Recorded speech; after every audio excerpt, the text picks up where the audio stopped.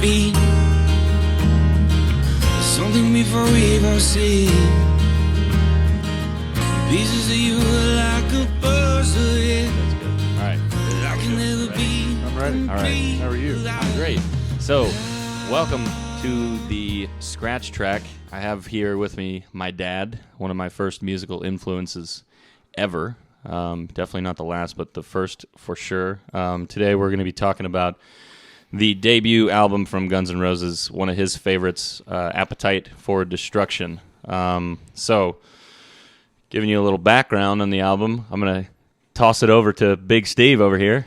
And so what is it about this that made you choose this, first off? Well, Josh, it's just one of my favorites and one of my favorite bands. They came out right around the time I was your age, I guess. Mm-hmm. About 26 years old, 27. Yep. So, one of the things that I like about it is just there's just a lot of good material on here, and how the band started was kind of an interesting story because there was a couple of guys from high school, which was Axl Rose and his friend, who's actually his real name is, and this is kind of interesting because you know a guy by the same name, Jeffrey Dean Isbell, which is the Jason. name of... Not Jason. Jeffrey Dean Isbell is the name of Izzy Stradlin. Oh. That's his real name. Ah. So he changes his name to Izzy Stradlin, and they moved from Lafayette, Indiana, and they go out to L.A. in the Hollywood area, and they're playing in bands, and they created a band called Hollywood Rose. Yes. All right? Okay. And at the same time, there was a guy named Tracy Guns who had a group named L.A. Guns. Yeah. And they were roommates. Right. Izzy and Tracy were roommates. If you had to put a figure on it, a rounded price, how much money do you think they spent on not food and groceries? Meaning, how much? A large percentage of everything they made. How much do you think they're spending on illicit substances in that house? That's a pretty wild house. Yeah, that's got to be a wild house. I think that's kind of what happened in all those situations is they kind of all lived together, and then they just they were playing out, and they would live off of the girls that would frequent their abode. Thank God for groupies. Am I right?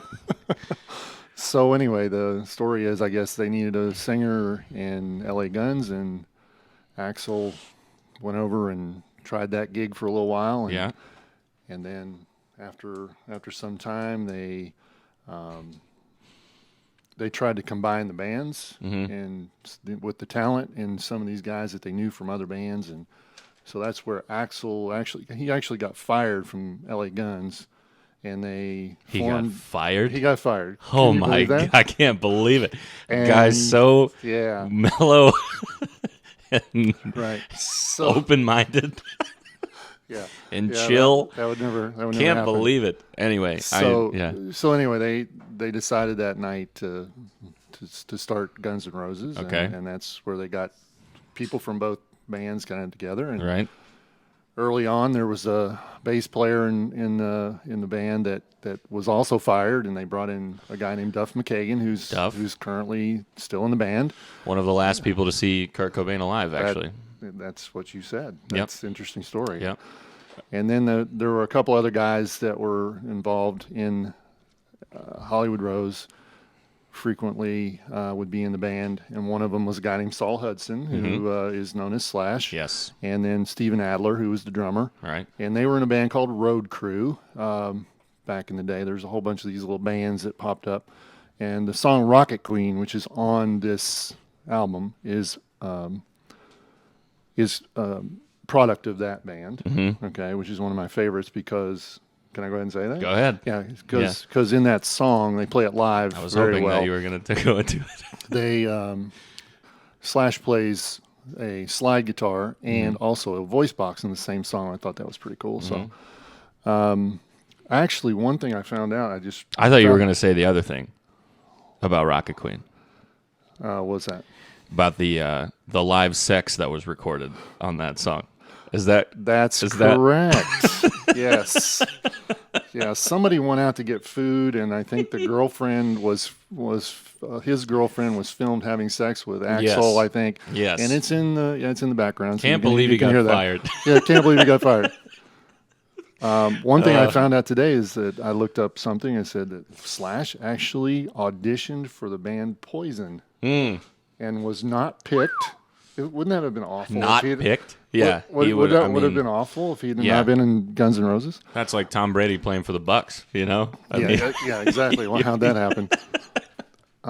So anyway, the album's just a huge success. They released it in '87, and then they went on tour to promote it. It wasn't charted. It didn't chart well in the beginning, but I think now it's got over 30 million in sales, and it's the best debut album of all time. And so, did you hear this when it first came out when you were my age? Like, I don't have a comparison to this, kind of music now, and like a debut album that just floors me. I don't have anything like that in my back pocket where I'm like, there's nothing. I'll have to say that I obviously I knew about the album, but I was probably more hung up on the mainstream hits at the time, which were, Welcome to the Jungle, Sweet Child Paradise of City, Mine. Sweet Child of Mine. Yeah. But as I got further into it and saw him in concert a couple times, and that's more recently, I really had an appreciation for the other songs on the album. Right. So Okay. one thing I wanted to note is that just for a little trivia, Yeah. just a little trivia, because I like that. Yeah.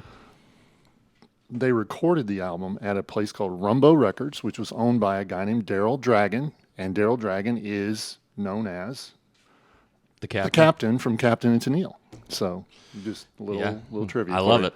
I love it. Okay, so that's a little background. Okay. So I have some questions for you now because I didn't know a lot of what you said. Okay. I left the research up to you, but I listened to it again. I've listened to it a ton of times. Right. Obviously on the radio, the mainstream hits, like you said, but I took the time yesterday when I was in the car just driving and kind of just, on my way to a gig, just took in each song kind of track by track and just kind of tried to appreciate it for what it was as a full body of work rather than just one song on the radio. So my favorite track on the album, I mean, it goes without saying, it has to be Welcome to the Jungle. I think there's and the reason why I say that is because, number one, I don't think I've ever heard a guitar player cover it or do it that can mimic that delay and that touch that Slash has. Just in that, the opening notes in that is like, we're in. Yeah.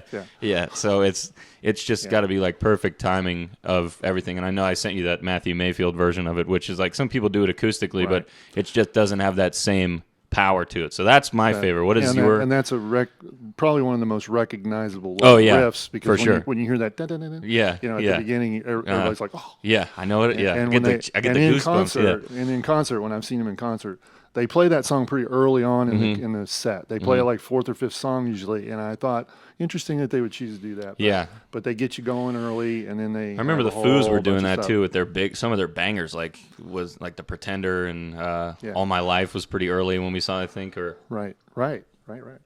My favorite. You're asking me my favorite song? Yeah, favorite song. That's favorite hard. mainstream and your favorite deep cut, like something that most people don't know. I love the song Paradise City. I've always liked that song. It just I like it too, and that's the song they end their night on usually. Yeah. And I actually have heard that you told me that other bands, Zach Brown band, actually ended their night on that song. Yeah, as well. he did do that. But they cover a lot. But yeah, but I just love that Paradise City, the whole thing.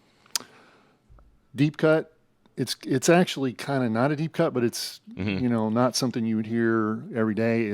I just love Mr. Brownstone. Yeah, I listened to that again last night. I'm like, man, I love that guitar in that song. I think it's just such a and we know. And I think that's about drugs. I'm not sure. I think it's heroin. I'm pretty sure it's heroin. Yeah.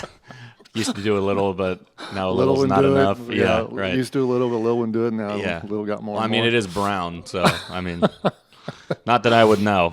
Right. But yeah, it is. That's what I've heard on the streets. Yeah, no, those two, and then there's just some notable songs that they play in concert that are really good. Like Night Train is excellent. I do like that too. That's one of those gripping riffs in the beginning too. Like he really knows how to pull you by the nose hairs and just like get you invested in a song like in 2 seconds. And that one again is about that's about their cheap alcohol that they used to get. That was called Night Train something. It was like this cheap booze farm kind of liquor that they would buy because it was cheap and probably mainlining it. Yeah, exactly. And and I noticed it, and that's interesting also on that one is that they spell the word instead of 2 words, Night Train. It's Night Train without one of the T's, and I'm like, okay, I'm not sure why you did that, but there was probably a reason. Reason you did it.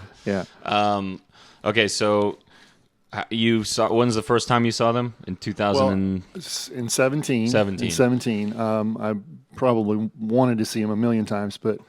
I saw him in 17 on what's called the Not in This Lifetime tour, which they had Slash and Duff back at the band. Izzy did not choose to come back, and Steven Adler was not able to. Right. Is he missing or is he? No, he's not well. Oh, he's not well. Okay. Yeah, he's not well. Like dying, or is he like? Well, we're all dying. Throwing things into his body. Like we have a guy we talk about regularly on this podcast named Johnny Craig, and I'm wondering if he's on the same path. Stevens has created a lot of issues with his body, I'm sure, over the years. Gotcha. So most of his sentences start with "Hello, I'm Steven Adler, and I'm an addict," like that. It might be. Yes. All right. It might be. So I saw him in 17. Okay. And I saw him in Miami. Oh, yeah. Love that city. Went to that concert by myself. It was just a whim. I just got a ticket. I went down. It was in a baseball stadium at Miami Marlins Park, I guess is what it's called. Oh, they have a baseball team down there? Yeah, they do. Okay. And I remember the roof was open, and I actually walked up to a security guy because it was threatening rain. Mm-hmm. And I said, "What happens if it starts raining? Do we put the roof up?" And he said, "No, the promoter didn't pay for that feature, so you're just going to get wet." Oh my God! And luckily, it didn't rain. But I do remember trying to get out of that area, and trying to find an Uber, and my phone was dying, and I was thinking to myself, if I don't get an Uber in the next minute, no one's going to find you. I'm going to have to walk. No one's going to find you. I may not get out of here. Yeah. But Miami's not a place you want to be walking around, and especially if you're 6'7" and white. You can't really hide behind a lot of things. So you want to go on to other times I saw them? So you've seen them 3 times total? 3 times. Okay. I saw them again in Las Vegas. And we were going to go this time around. Thank you, COVID. I missed them twice that I had to bail, but I've seen them 3 times. But the second time I saw them was in Las Vegas, again, a trip I went on by myself. Right. And just saw them in T-Mobile Arena, indoors, a little bit less fun because the sound wasn't as good, but it was. Is that just an arena? Does somebody play there? Is that that's where the Vegas Knights. Is that right? Right. Right. The hockey team, right? Okay. Right. So they use it for other venues, but that's where the Vegas Knights play. And saw them there in December of 17, and then I saw them again a year later, December 18 in the Aloha Bowl in Hawaii. Yeah. The night before, I actually saw the Eagles. Opening the act was Jack Johnson. Yeah. Great show. And then the very next night, Guns N' Roses. And wow, that was a good. Do they have an opening? Do they have an opening act? They did, but it was somebody just a local musician that they pulled up there. I mean, it wasn't. So do you think that? So I've heard these are stories from Keith, and they're actually kind of funny. Do you think that Guns N' Roses is the band that like doesn't bring good openers on purpose? Like when Steven Tyler, do you know the stories about Steven Tyler like unplugging the soundboard when they were kicking ass? Do you remember? Have you heard this? I've heard those stories. I would think Kiss was the best, though. That's what I've heard. That's what people have said, and that's what I've read. That they were like super gracious and like super, just happy to have like these young bucks coming up and like sharing the stage with them. But Steven Tyler was not about it. He was like, "This is my time." Let me just say, if Axl, knowing his mentality, that sounds like something that might have happened. But I'm trying to think now who opened for them in Miami. It was a local band that was not known to anybody, and in Vegas, I don't even remember if they had one. So yeah, I don't know. probably. But they do play a long time. They That's play true. 33 songs Wow. on the tour. It's Blowing pretty. through those songs. Yeah, it's a Jeez. lot of good stuff. Okay, so 3 times total. Yes. And 2 others. It was going to be 4. Was going to be. Actually, I 5? I had tickets to a Jacksonville show that I had to. So it was gonna be had to bail on. Yeah, and then so they were coming to Ray J too, in Tampa. And Go when Bucks. they, yes, and when they redid that schedule, they did not include Tampa, so we won't see them here. Yeah. So okay, so a couple of things for me about Slash before we get into the favorite solo and the favorite riff. I cut my teeth with Slash on not only on Appetite, but from his work as a solo artist before he was touring with Miles Kennedy and the Conspirators. So his I don't know, I can't remember if it was his first album, but it was the one with Dave Grohl on it and Chris Cornell was on there. Adam Levine was on there from Maroon 5. I think he had one with Lemmy before he passed away too. Right. And 2 with Miles Kennedy, who inevitably.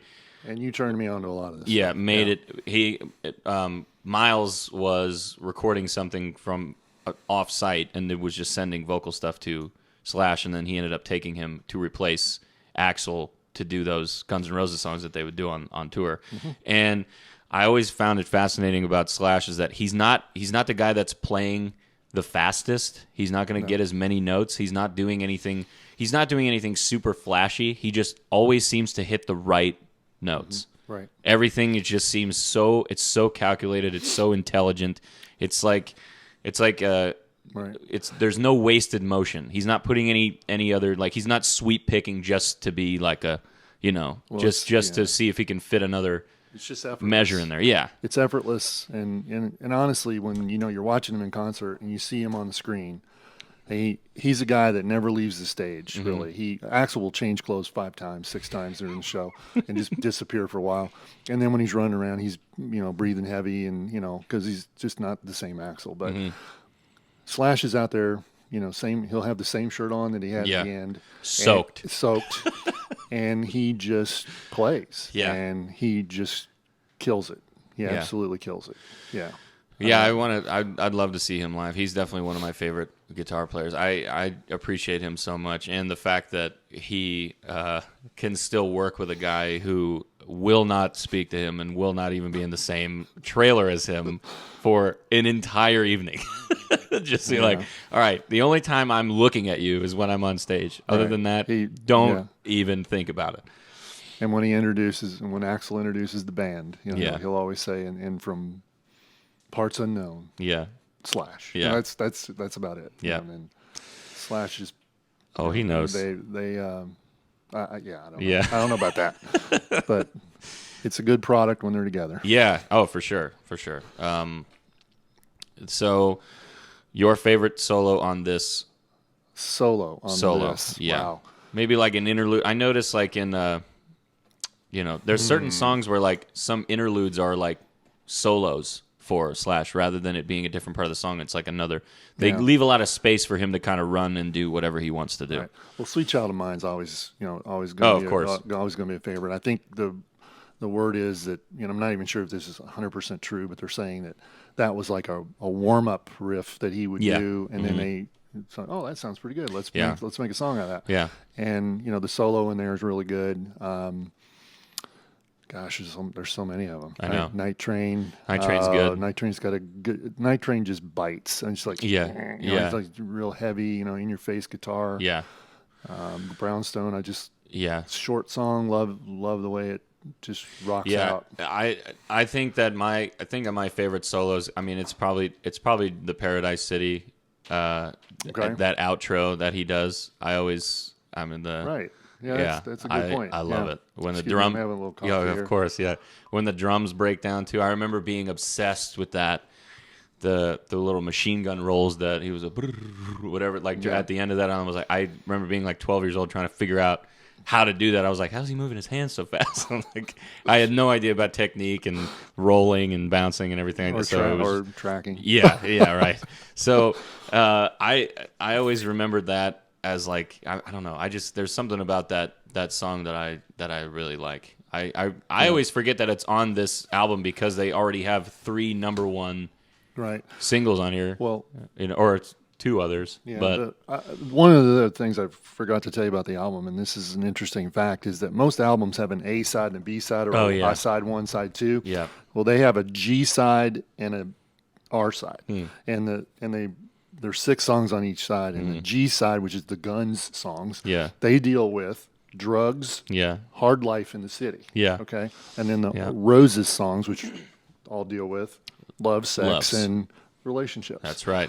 And then, so what it's all about. Yeah, and one other thing about the artwork that's on there is not the original. That was actually a tattoo design. That cross with the skulls. That was a tattoo. Do any of them have it? Oh, probably. Yeah. I don't know. I don't know that fact. Yeah, okay. But there was a painting that was made, and I've got this here. I don't know if we can see it, but this is the original painting that they wanted on the cover. And this is a robot rapist. Nice. And then getting ready to receive his punishment. And this is their way of saying, the way the industry industry's raping everybody. Yep. And so the record company decided not to put this on the cover because they weren't going to put it out if they did. Right. But the other interesting fact I learned about this was that Axl actually wanted to have a photograph on the album cover of the Space Shuttle Challenger exploding. Oh my God. Oh my God. Not Axl. Can you imagine? And they said, I don't Can you imagine though if they didn't tell anybody that's what it was, and they were like, "Oh, this is just this is just a snapshot." Because I mean, the people that really remember the Challenger explosion probably are not big Guns N' Roses fans. Would you agree? Well, I mean, is there a crossover there? Probably not. But there was. But that somebody would find it. But you have to remember that was going on. That happened just a few years before. That this album came out. Right. And I'm sure it was on everybody's mind at the time. Yeah, that's very true. I just think that'd be. I mean, not funny, but kind of funny. But just to not say anything, be like, "Here you go." This is the. Right.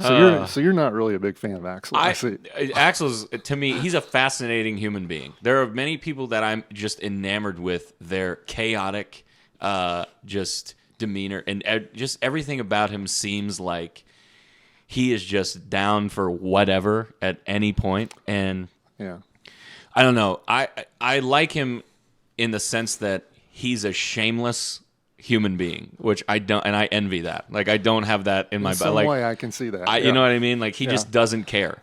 But also, I'm definitely a bigger fan of Slash if it comes to that, just because of his.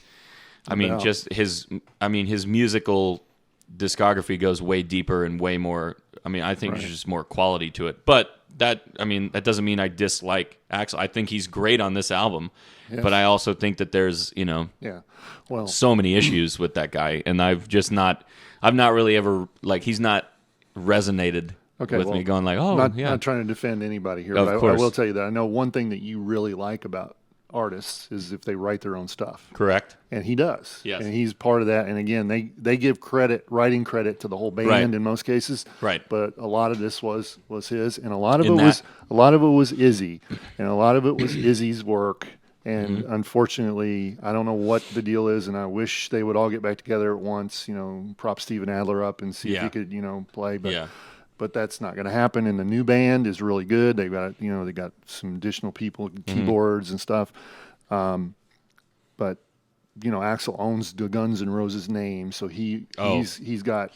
Interesting. So if he owns the name, then how is Slash allowed to play the songs? Because he wrote the songs, and it's like the Pink Floyd guys. I mean, that's true. If you watch Roger Waters and you watch Pink Floyd, you saw 2 concerts that were playing basically the same songs. Yeah. But he definitely performed a lot of the Guns N' Roses songs when he was out away from the band. Yeah. Definitely. Okay. Yeah. Okay.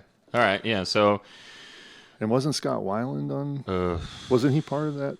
Weiland was. They were Velvet Revolver together. Velvet Revolver. Yeah. Right. And it's funny because what's the second track on this? Is It's So Easy? Is that what it is? It's So Easy is the second track. So It's So Easy, when that first kicks in, I'm like, this sounds so much like I can hear where Scott Weiland got his influence from. Okay. Like a lot of that comes from.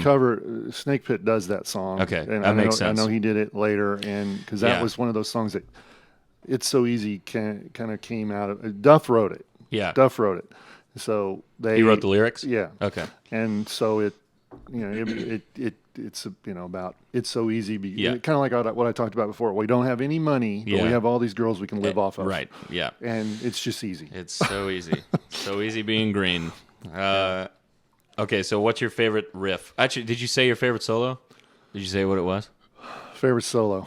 Yeah. Gosh, that's hard, man. How's the coffee? It's delicious. It's really good. It could use a little more pep, but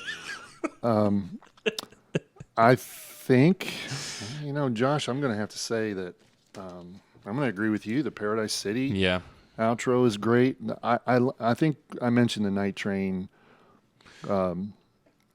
song in general, and the solo that's in there is good. I can see him in concert playing that because he's up on the back of the stage, and they have the video going of a train going down a track, and it's just going really fast, and it's really a cool visual. Yeah. They have some great visual parts of their concert, and again, the music is just it's just great. Yeah. So okay, so that's a favorite solo. Not What's a great your... answer, but it was an answer. It's an answer.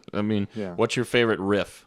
Not a solo, just like that. Because mine, I said we talked about this earlier. Mine's Brownstone for sure. Because there's just, it feels like when you hear it, it sounds like there's missing notes, but there's not. It's just that he's doing. There's so much going on in there. I mean, to me, I'm not an electric player. I typically, I like when something is real crunchy and like biting and just really kind of in your face. And I feel like that's a good. Rocket Queen jumps up to me because he just does a lot of different things in there. Yes. And I like that, the lyrics of that. The fact that he plays the slide and he plays the voice box on there. Yeah. I like that song too. I mean, again, Brownstone's, it's like I say, it's a short song. Get in and out, it ends quickly. Yeah. But I like that. Yeah, that's a good one. Okay, so staying on the topic of Slash, where does he rank on your, guitarists that you have seen live, and where does he rank on your top, like your favorite guitarists ever? Okay, well, he's up there for me, but I mean, if I had to put a top 5 on it, it would take me a minute. I'd leave somebody out. The John Stockton thing. John Stockton. I'd forget about it. I'd leave somebody out. All right. Well, I think for guitar players that I've seen live, he's up there in the top 5, if not higher. Is that possible to be higher? Yeah. Top 1. He's just amazing in concert. He plays a long time every night and just never messes up. He's always there. So people that I've seen a lot in concert, like I've seen Van Halen 4 or 5 times. That goes back into the beginning of their career, where I'm seeing Guns N' Roses more at the end. Eddie Van Halen was just amazing, and the thing I liked about him, and you don't see that with Slash as much because he's just all business when he's up there. But Eddie was just having fun. Eddie had a smile on his face and was just laughing and having a good time when he was playing. I always liked that, jumping around. Gosh, it's hard to remember. I know. There's so many we've seen. I'll tell you one that you're gonna find. This is there's a guitar player, and I don't even know her name, but she plays for Alice Cooper. Her name Nina something. Nina Strauss. Nina Strauss. Is that right? Yeah. Oh my gosh. She's completely crazy. She off pops the up chain. on Instagram all the time. I'll be scrolling through and I follow certain hashtags of like guitar players or whatever, and she rips it. Yeah, she's solid. And and I've seen Boston in concert many times over the years. Tom Scholz. Tom Scholz is just he's great. But another MIT guy, Tom Morello, also. Tom Morello, MIT. I haven't seen Tom Morello. I saw Boston. Sad to say, 40 years apart. The first time I saw him to the last time I saw him. Was Delp still alive? He was alive? No. Who was singing with him? Oh, it was the guy from I don't remember. Oh, I can't remember. I know this. You're better at this than me. I know. Was it Paul Rogers? No, it wasn't him. The perpetual fill-in guy? No, it wasn't. Wasn't him. And I've seen I've seen Jeff Beck and people like that in concert, and they're amazing. Yeah.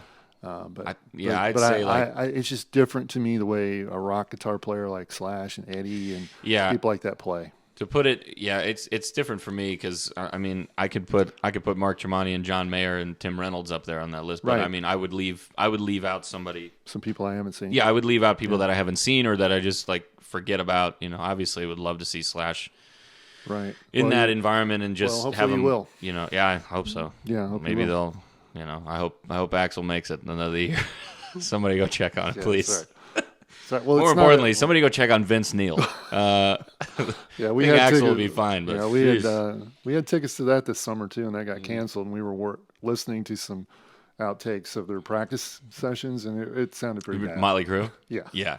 I mean, is there a more like? I feel like there's such a. I mean, I feel like what's his name? Bret Michaels, same deal. He's just so far disconnected from his band. That's not bad, but it's just those guys. I can't get past those guys. But he's not the guy in Poison that you have to worry about. It's CC. It's CC. Yeah, CC. You know, and Yeah. he's the one that'll just go off and just start playing the wrong key. Right. You know, like whoops. Yeah. Yeah, I feel like, I mean, Vince Neil and Tommy Lee, I feel like, are just the complete opposite of guys. I saw Tommy Lee on a podcast recently. He was talking about talking with his wife. He's a super chill guy.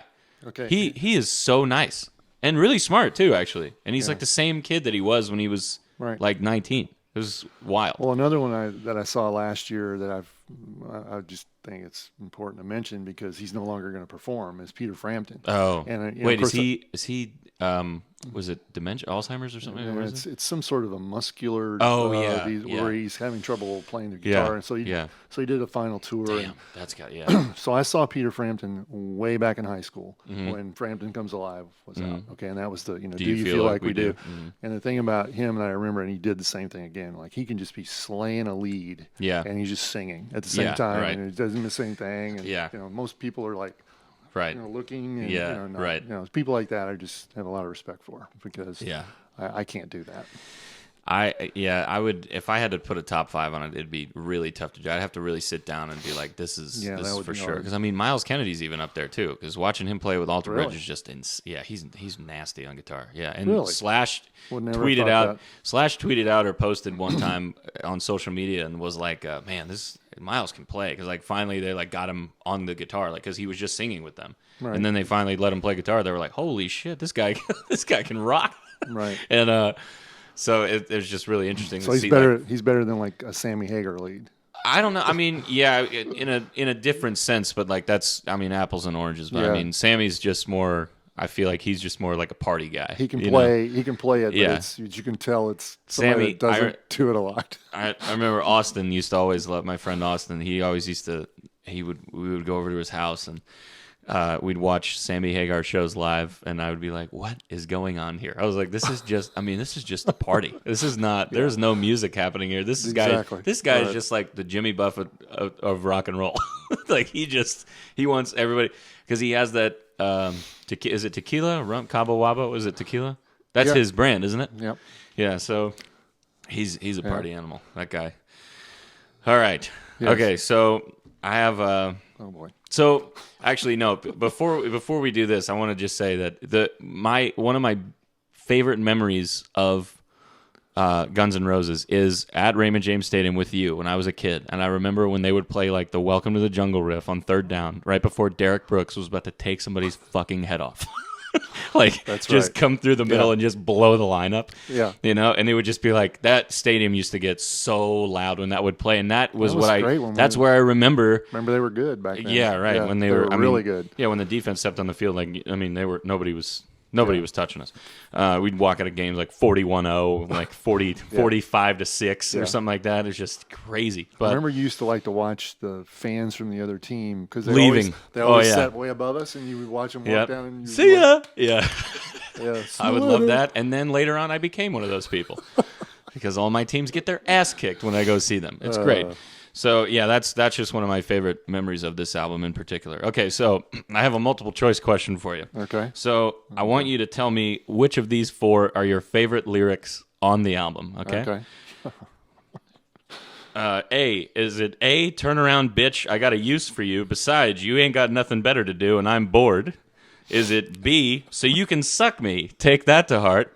Is it C, panties around your knees with your ass in debris? Or is it D, your daddy works in porno now that mommy's not around? Which one of those four really resonates with you? Well, did they all come from the same song? No, one's from... well, My Michelle song. The last My one, My Michelle, Michelle. yeah, one was probably, My Michelle. Probably that one. Yeah. That's the one I would go with. Yeah, probably. The one that got me, I was like, I had to rewind it and be like, did he actually say that? Like, if they heard it now, I mean, cancel culture would be all over that. Yeah. Be like, did he just? Is he? Yeah, there's one of those little things on there, the little warnings. What do you call it? Parental advisory. Yep, there we go. Explicit lyrics. Yes, very much explicit. So that was just funny. I was listening to those thinking hilarious. That. So which of these really hits you?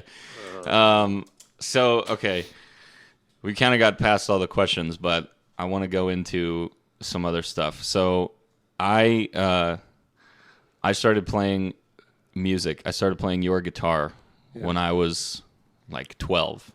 The Yamaha, which I inevitably eventually took to college because I didn't have any other guitar. Right. I just played the other one, by the way, today, the Fender, the old one. Okay. Yeah. But that was, when did you get that guitar, that Yamaha? I got that guitar when I was actually in college. Okay. So that would have been like 1983, 84. I bought it from a neighbor.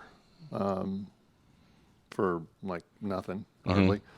And I just had it forever. Moved to Florida, and I had it. I went for a long period of time because I played a lot back in the day, but I went for probably 10 years, and it was in the closet. And really? I never opened up the case. Wow.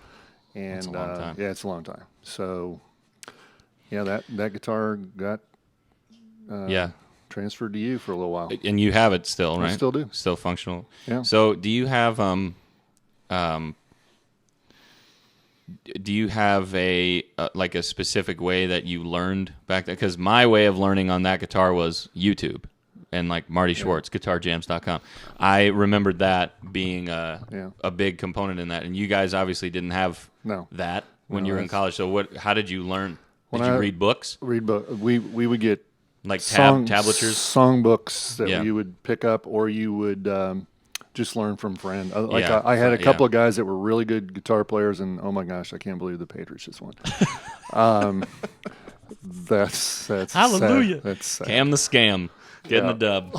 Good for you, pal. Had nothing to do with him. I'm sure. No. All right. Never got paid in college ever. I would just learn from other people, and they would just show me some things. I didn't know anything about tuning or any of that kind of stuff. I didn't either. Everything was just standard tuning, and I just figured it out. I had a good ear for music, and I could figure stuff out based on that, but most of the time it was just getting a book. And a lot of times what we would do back in the day when you had a record store to go to and you just browse around the record store, there would be those songbooks in the section in the back, and you could kind of pick them up and kind of leaf through them. Right. Okay, this is the one, I want to learn this song, so I want to get the chords. And a lot of times you could figure it out. But did most of them come like that? I mean, because now I don't think... You mean the tablature books? I mean, did they come with it, or did they just sell? No, they were separately. Separate. They were separate. That's what I thought. Because I know that it's interesting that they give all the lyrics, but they don't show you how to play the guitar. Well, I always thought that was. I think that's intentional. I know, but I just think it's you're. But yeah, that's how we learned how to do it. Yeah, and just watching other people play, and we'd sit around and play guitar and at a party or something, and somebody would just be sitting there, and I would be like, "How do you play that song?" And and they would show me.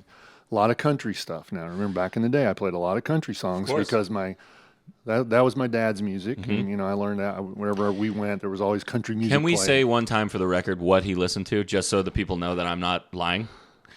Yeah, he used to listen to all the old country singers like Hank Williams and Merle Haggard. And, Thank you.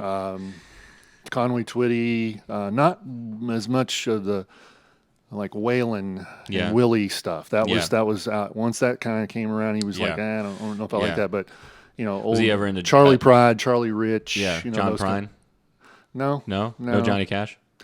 Maybe. I do remember maybe a little Johnny Cash. I do remember Merle Haggard and Hank Sr. specifically, though. Yeah. I do. Yeah. I do remember that for Yeah, sure. and we would go to a particular place and eat a lot of times when I was with him, and there was a jukebox on the one of those little things with the at your booth you flip the things and you play your songs at your table. Yeah. And we would always And then, put on those kind of songs because that was what he really liked. Yeah. But he was always buying me my rock albums, and Yeah. we would go to the store and he would see I was looking at something and he would be like, "Hey, do you want that?" And I'm like, "Sure." I remember getting my first Kiss album and my dad bought it for me. Ooh. Kiss was my first. Kiss was not my first concert. Elton John was my first concert. Wow. In '75. That's huge. And then I saw Kiss. Opening act was Bob Seger a couple years later. Wow. And it was before Night Moves or any of that. So Yeah. it was Kathmandu was his big song. Yeah. And he was the opening act. Okay. But Kiss was big for me early on. We played a lot of Kiss songs when I played in my band in high school. And you played bass? I played bass. Slapping the bass? Slapping the bass. Oh, yeah. Yeah, I played bass. We were in a band called Sparks with an X. With an X. Two X's? Just Three one. X's? Just one X. All right. Yeah. So, and that's how I got my start. But That's didn't funny. play very long. And then I did go And back you- to my high school reunion this past year, my Right. 40-year reunion. Yeah. And I ran into my friend Brian, who was the lead guitar player. And then there was Dwight, and yeah. then Tim Keaton was our drummer, and all of them are Facebook friends. Yes. Right? And so when I got back there, I said, "Yeah, Let's get put the band back let's put together." the band back together." And they all just laughed because They're all like, two of them. I were like, sold my "No, stuff, man. absolutely not." One story that I remember is the get your shit and get out of my house. Oh, we used to do that all the time. So I learned early on about how bands break up and get back together because Me we would too. just get in an argument and we would be in my basement and we would just be getting in an argument and I would just say, get your shit and get out of here. And they would get their shit and get out of there. And then 2 days later we would be playing at Dwight's house and we'd be going through that and then until he kicked everybody out. Yeah. And eventually we broke up, and Dwight became actually a pretty well-known musician in the area. But that was Did that you was the sing? only one. You sang? I sang. Yeah. "Dog Eat Dog" from Ted Nugent was one of my songs. Oh, man. "Feel Like Making Love," Bad Company. I'm trying to think what else I sang. That's great. Yeah, we had a short repertoire of Yeah. songs. Yeah. But- We played one together one time. Yes, we Shout did. out to Rockin' Angels open mic.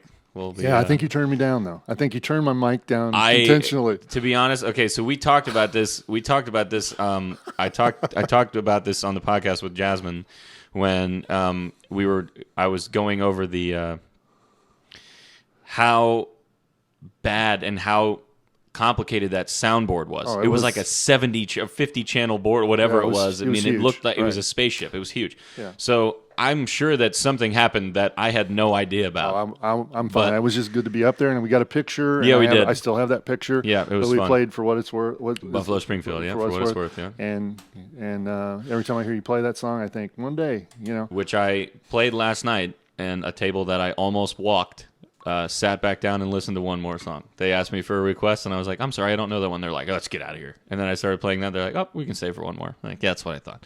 Really? So, yeah. Oh, yeah. Great guy. You're fans, Josh. Great guy. I love my fans. Yep. So Love those But I people. mean, back to that Rockin' Angels thing. Oh, yeah. I got to come see you host the open mic, and I Yep. was with you that night. Nightmare. Then I came back a few other times, Mm-hmm. and one time I got to come down, and I remember this very well. It touched me because we went to your house. Mm-hmm. I got into town, and you were playing that night with your band, and I think the name of the band was Original Color. Original color at the And time, you were, yeah. you were playing drums, but you were still, running the open mic there. Right. And I remember on the way coming from your house to the venue, you were just like thanking me for supporting you in your music venture and Yeah. your career, and that you really appreciated that. And I thought, well, that's really cool. I'm Yeah. glad you said that. And then I went there that night, and I just watched you and this band play. Yeah. And you were So one of these. fun. The drummer thing about you that nobody knows is because I know it well because I Yeah. bought you your first drum set. I think Yeah. you didn't take a single lesson. No. I mean you just figured it out, and I- I think yeah. that's the amazing part because who Well, can do that? and It just was sit yours. down? It was your CDs though, because I originally played without an iPod, and I put it in the Walkman and would put the headphones in, and I would use Right. I would listen Oh, to I Van know. Halen I and know, Led I would Zeppelin open the door and I would see you with the AC/DC headphones was the on. easiest, but yeah, and I you- mean, and I could kind of tell what you were playing, Yeah. because that was all you would hear was the Yeah. drums.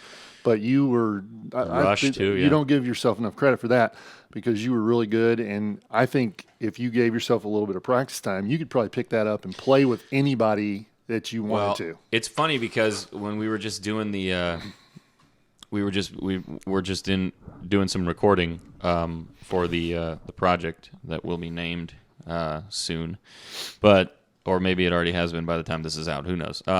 But Steve, the producer, was even saying like you've gotten better just since you've been playing here and tracking drums because it took me a while to get into that groove again because it's a whole nother beast. Like because I even write guitar and play guitar sometimes like I want to play the drums like it's very percussive and like very like I can hear it in my head and that's why I do that. So.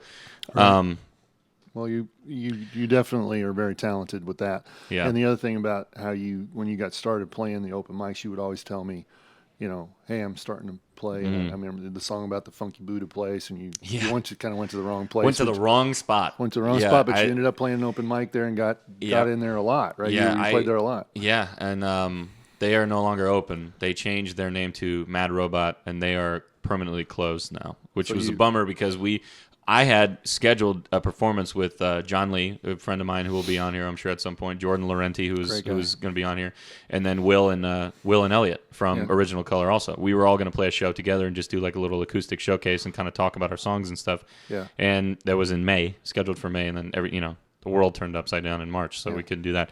But John Lee, Flophouse John Lee. Wait, what? You remember that story? No. You played a show with John Lee in Safety Harbor, I think at Whistle Stop one night. And I got up the next morning, I walked downstairs to go to the kitchen to get breakfast, and there's John Lee sleeping on the couch. Oh, yeah. I'm like, we have a flop house here. I was like sorry. Yeah. I was like, he didn't want to drive back. I was like, where's your hotel? And he's like, I don't even know. I'm like, okay, all right, you need to stay. Like, don't go try to look for one. Yeah, exactly. He's a great guy. I love that guy.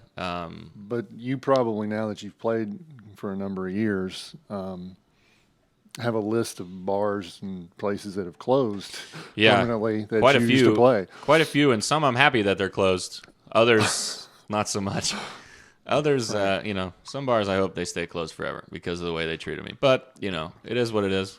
Go figure it out and have a good time on your own. We should talk about concerts you and I've gone to. Oh, yeah. So let's change it to a positive note.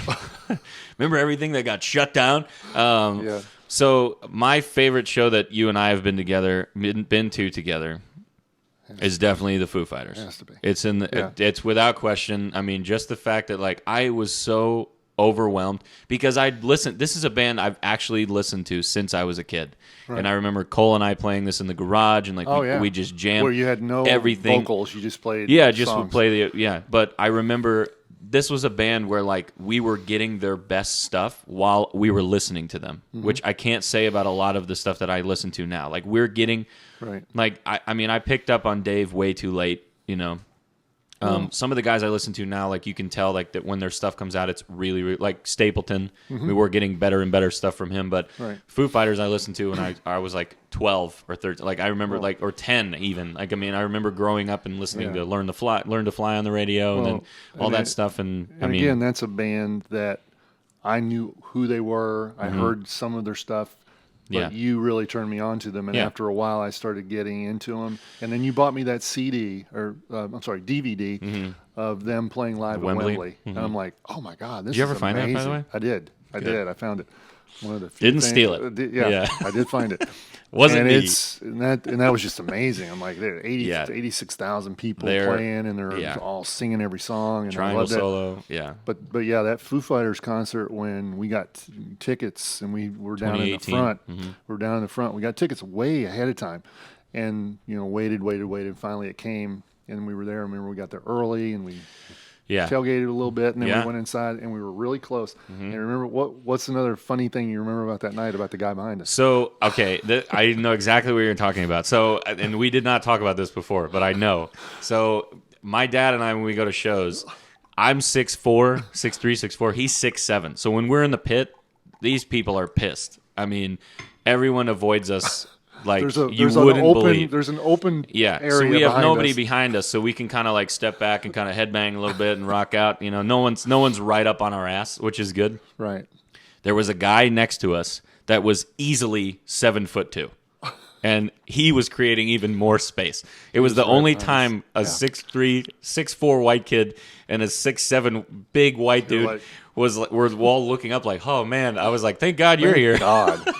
So I think that's the first time you've probably ever had to be like, excuse me, I can't see. Right. I'm usually the tallest guy in the room. Yeah. It was crazy. I mean, that guy was enormous. It was like a. I mean, and he was with a girl who was like, I don't know, 4'11". Yeah, that happens. Of course, it always happens. Yeah. But I remember that. Yeah. Some laughter from five foot. Five foot and 5'1". Yeah.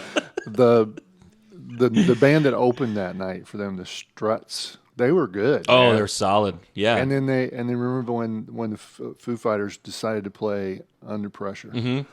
And he came out. The guy came out and played it just like Freddie. Crazy, I'm like, wow. Struts were good. They Chris Holden, my friend, he met them because his wife works for the alternative radio station in St. Augustine, right, or in South Florida at the time. And they came and played like an acoustic show, and he was like, "Yeah, these guys are super chill." I'm like, "Yeah, man, they opened for the Foos. They're dope." Great. And then they're super dope. And then I saw them again like, I don't know, a year or two later, and they were playing like New Year's Eve. Oh, yeah. They were playing on that New Year's Rockin' Eve show. I'm like, wow, that's pretty cool. But that's definitely one of my favorites with you. Another one I really liked was in high school, we went to see Cheap Trick, Poison, and Def Leppard. Sweet. And you remember the guy in front of us that just every song came up, he would just hold his phone up and like, here, hey, listen to this. Yeah, and this is not when phones were doing great. Okay, this guy had a phone that flipped open. Flip phone. So I don't know what fucking sound you think you're going to get out of this. But it was like, hey, listen, they're playing Unskinny Bop. You're going to be able to hear every note. This asshole. He was the worst. I'm like, this is what I aspire not to be when I grow up and I go to concerts. God, that dude was absolutely the worst form of human being. But I was blown away because I was a big time into drums at the time. And I remember watching Rick, was it? Is it Rick? Rick Nielsen? Rick Allen? The drummer. Yeah. Rick Allen. Rick Allen, yeah. He's got one arm. And I was like, this isn't even possible. I mean, he's still... I mean, I jammed my finger and I'm not playing the next day. That might be one of the most amazing comebacks of all time in rock and roll. It's pretty crazy. How do you do that? You have to... Everything you do with your left foot or left leg, hand, you have to do with some other... Oh, that's what it was. Got it. He has... His arm. He had to play everything with his feet. With the left foot, yeah. Mm-hmm. I mean, how do you do that? I don't know. And it only took him a year to figure it out. Right. So there was another one. We actually met up at the jazz festival in New Orleans, but we never actually met up at the concert. But that was crazy. But that was a crazy crowd. There was 110,000 people there or something. Nuts. But we saw Dave Matthews at the same time. We've seen Dave Matthews a couple times. Yep. On my birthday generally is when it happens, he's around that time. Last week of July in Florida. But there were two concerts that we saw the same artist. One time we were on the front row at Ruth Eckerd Hall. Mm-hmm. Aaron Lewis. We were sitting on the front row, and that was a really good concert. Great, very, very intimate. Nobody was really there. There was not a lot of people there. Great show. We were right in front of him, and then we saw him again at Tampa Theater. This is the worst. And I mean, after people were getting pushed down the aisle in the second row or second level. Yeah. Well, we had Ranger Rick sitting next to us that was like going to go fight guys that were touching women. I'm like, can we just leave it alone for a second and not be this like... So after he pushes this guy down the aisle in the second level... pushes him 2 rows of people. Police, just boom, boom. Yeah. The police come over to you. Yeah, and they're like, are we pushing people, guy? I was like, dude, I'm watching the show. I haven't even gotten up. But the funny thing about that guy was he pushes this guy that tussles this lady's hair. Yeah. Because there was a lyric in the song that Aaron Lewis said, like, and I don't fucking care or something, where he's dropped an F-bomb in it and thing. He's like, I'm not listening to anything you say. So the lady turned around to the guy that was bugging her and goes like, haha, and like flips him off. And then the guy just goes, whoop, and like touches his hair. Yeah. And this is at a show where, people don't like that very much. And, no one likes it anywhere, but someone's going to do something about it. But you're going to tell about what the guy did after he pushed him? Yes, yeah. So he gets up, pushes this guy down, and sends him flying. And luckily, someone was, like, caught him, because, he's 4 or 5 rows over. He could have gone over. Yeah, and someone caught him, and then the guy immediately takes his shirt off and just has a wife beater on underneath. So the guys are like, hey, he was in a red shirt? He's like, no, I'm not. I'm not wearing a red shirt. He just... that. I mean, and it was worked. Yeah, it worked. Like he nobody, stayed. The guy stayed. No yeah. one even came up to him. Everyone's pointing to him like it's this guy, and then that's You or it. I do something like that, we're in jail. Done. Right? Done. Yeah, I mean, God, funny stuff. That was, I mean, I felt so bad. That was like a Christmas present I think I got for you. I was like, guess what? We're going to see Aaron Lewis. And I'm like in the car. I'm like, you know oh what? my God, I felt and so bad. And I want to say something about that because at the end of the night, you felt really bad about the I whole did. experience. I was really and upset. I was like, dude, I just got to spend time with you, and I don't think you understand that. You will when you have kids. And we got hilarious stories out of it too. We didn't even mention the people behind us that were chewing potato chips and crunching bags right behind our ears. Because your knees are pretty much at like the people's heads when you do that. And these fucking guys, oh my God, they were. I mean, and you can't turn around. Can around. you pick anything louder to get? And because you can't turn around because it's no, it's going to be like no, it'll be a thing. Yeah, a dude it's not like an airport where you can like lean your seat back and be like, "Excuse me," like it's oh my God. Yeah, so it's funny. I just wanted you to know that I thought that was interesting. The whole night was interesting. But you were disappointed when we left, and I was like, dude, I just got to spend hours with you, and it was fun. Yeah. And you were like, God, I really wanted that to be a good show because it was like a Christmas present for me, or a birthday present or something. But we, No, I mean, I had some good stories. I had a fun time at that show for sure, and we have. I mean, I'm into the my mantra is whatever you're doing, just do it. Do it, get over it, and then just have a story about it later. Right. There's plenty of times where like I've cried about moments, and then like now I can be like, that's pretty funny though. And some of and a couple of other things I was thinking about that you and I did together were like we saw some shows at Redfest together. Oh yeah, where we could actually be right there. Yeah, and stand right by the stage and Styx. We saw Styx. Three Dog Night. Yeah. We saw Sister Hazel. Remember that? Oh, God. Oh, my God. Oh, my God. I can't believe it's Sister Hazel. Shut up. Shut up. Oh, God. If you know, you know. That's for another day. Yeah, that's a whole nother podcast. Oh, I mean, jeez. But yeah, there's great artists there. I mean, the Bret Michaels story is still my favorite of all time. The whole thing where I will not step out on this stage until all the VIP seats are full. Well, guess what? You're going to be waiting a while because no one likes you anymore, and you're playing country songs now. I don't remember that, but that's funny. That's what he said. That's what I had heard from the backstage hands. They were like, "We can't get him out here," because they're like, "What is it?" He's like running on. And remember, I'm not sure. Were you with me when this happened? I'm not sure when I saw Robin Zander. Oh yeah, we were playing at the same time. I was playing on the backstage. I was like the bottom feeder, first act on the backstage. Yeah, but that was just a way to get you there. Yeah, you were great. Yeah, I don't know. You were great. But then when I'm talking about Robin, the dad. Oh, the dad. No. I was talking about the kid, Robin Zander Jr. Yeah, he was playing in that band called the Millennials. Yeah, out of Nashville. Yeah, and you went to high school with Robin Zander Jr. Yeah. He's such a cool guy. I mean, I really like Robin a lot. But one real quick story about Robin Zander. Can I tell you that? Because he lives, locally. Yeah. Safety Harbor. Yeah. Shout out Safety Harbor. Safety Harbor. Yeah. He came to Eastlake to the high school and spoke to the music department, and I got a teacher to cover my classroom at the time I was teaching high school. Yeah. And I went over there and watched him, and they had a question.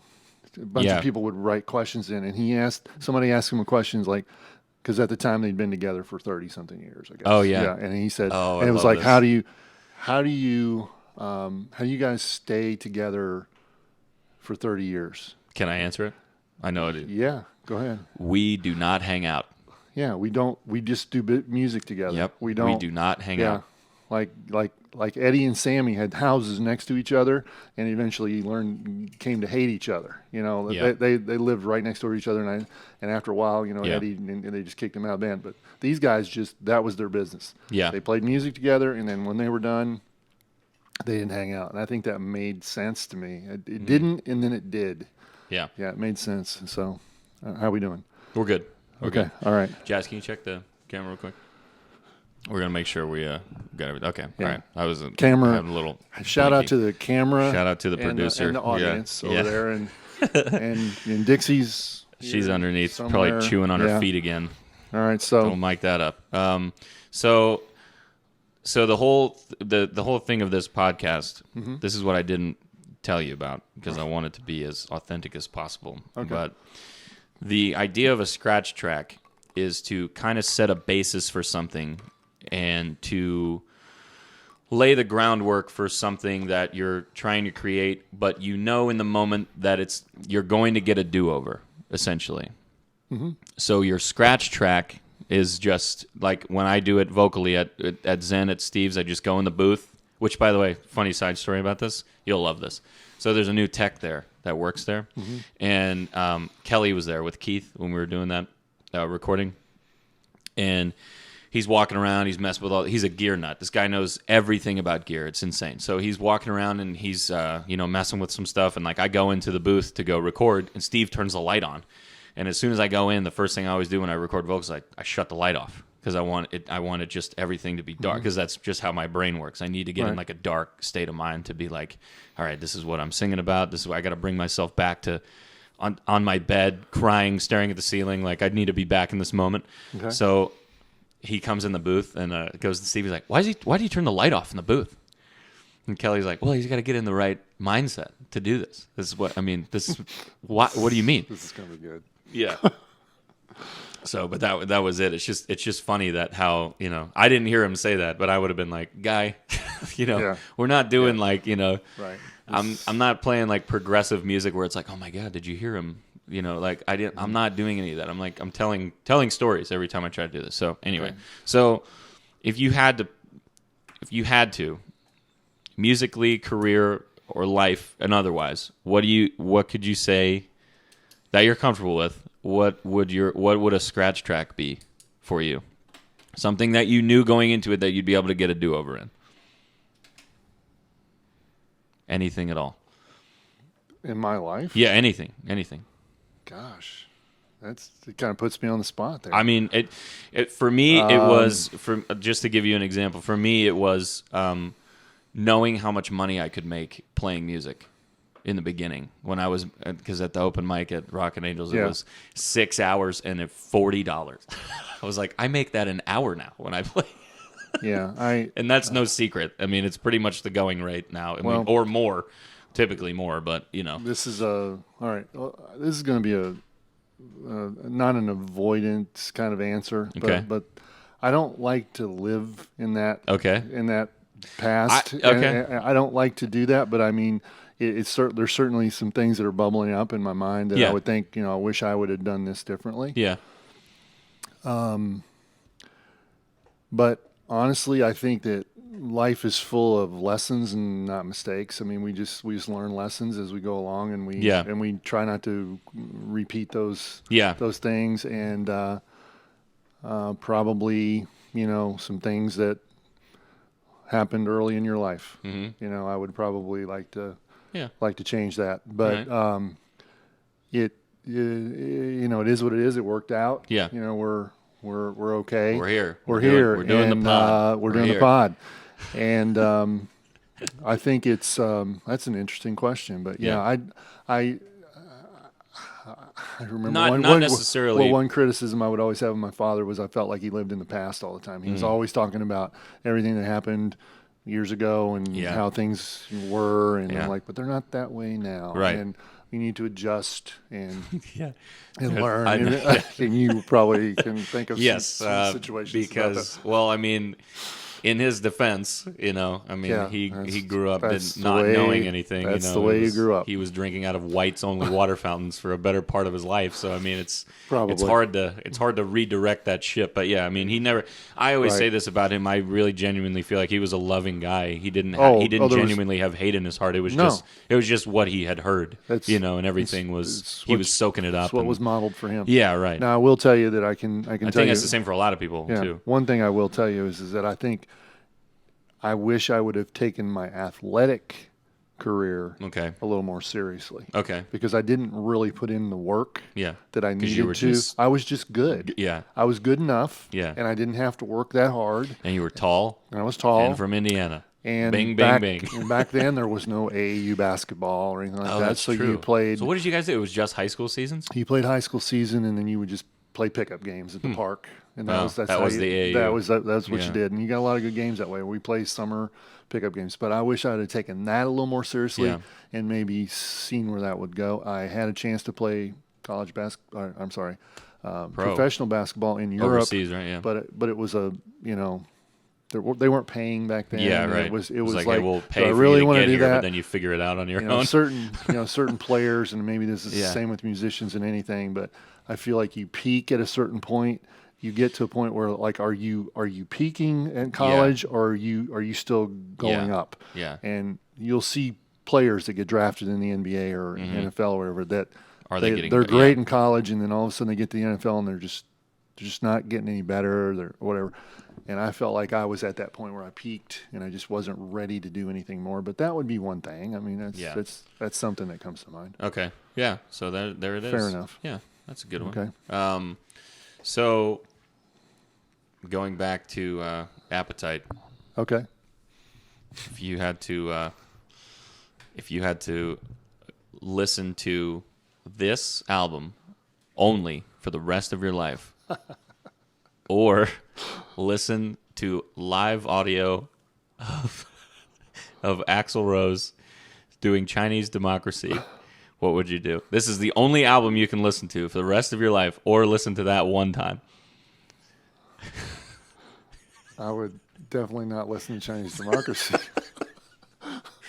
I mean, Man. that was okay. But Yeah, it was. he Yeah, does play that song in concert, and It's- it's just okay. it It's is just like, it is very funny though. I do appreciate what Guns N' Roses have done for music. I mean, they obviously paved the way for the because they were really kind of like a punky grunge before. That's right. A lot of those were- bands came out and right. did that. You know, I mean, it was like yeah. Stone Temple Pilots comes to mind, Soundgarden comes to mind. I mean, Smashing Pumpkins. Well, you're in that you know. 80s, we're in that late 80s kind Yeah. of rush were- of people that came through.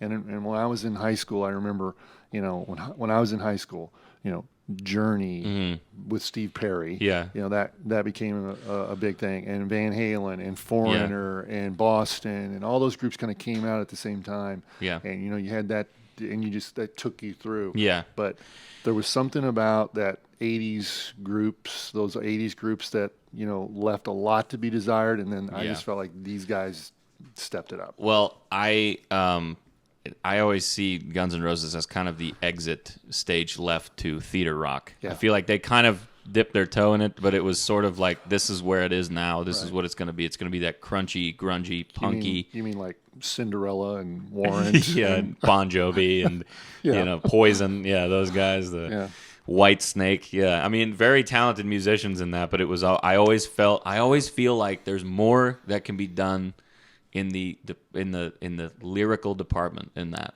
That's just my big thing. I'm a stickler for that. But it is what it is. Yeah. But they're great musicians. They put out a lot of stuff. Yeah. And I'm sure that a lot of those songs that they wrote later on, they were going, I wish that lyric was a little different now. Yeah, and the thing is, like, a lot of these guys are writing this at like 19 or 20, 25.